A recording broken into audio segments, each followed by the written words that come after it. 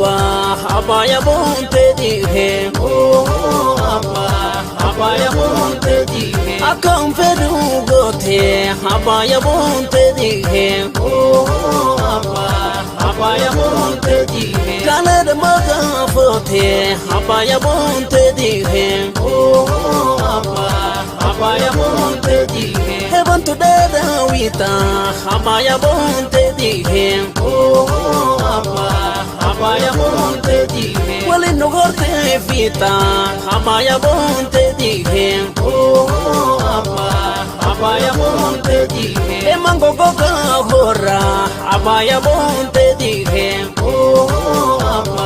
Abba ya bonte dihe. E gayo je chumbola.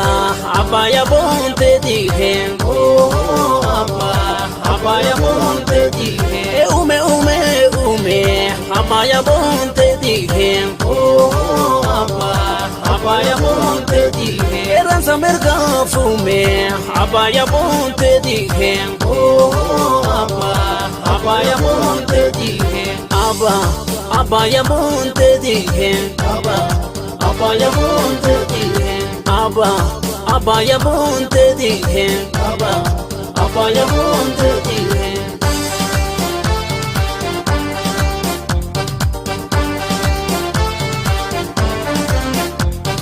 Gosatiya goshotiya kosofoyo galgalese. Gosatiya goshotiya kosofoyo galgalese. Doftu ule nati kurti kosofoyo galgalese. Gosatiya goshotiya kosofoyo galgalese. Dale hada anati mulki kosofoyo galgalese. Gosatiya goshotiya kosofoyo galgalese. Taka milki nati tole kosofoyo galgalese. Gosatiya goshotiya kosofoyo galgalese. Dalen kosi nati kore kosofoyo galgalese. Gosatiya goshotiya kosofoyo galgalese.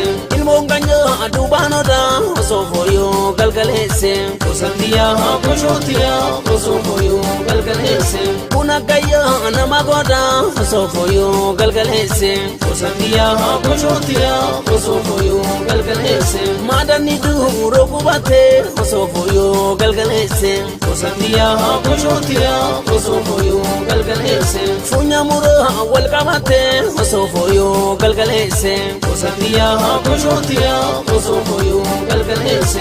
Waji gudda duro jala kosofoyo galgalese. Gosatiya goshotiya kosofoyo galgalese.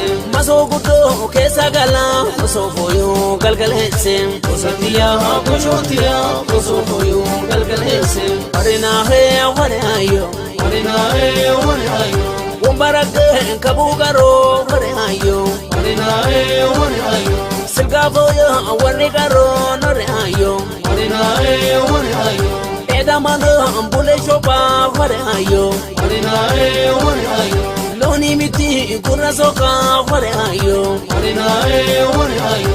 Dawete so naroresa warayo. Arena he warayo. Jalakaya narogesa warayo. Arena he warayo. Karagubla kamoli warayo. Arena he warayo. Re'enile nahori warayo. Arena he warayo.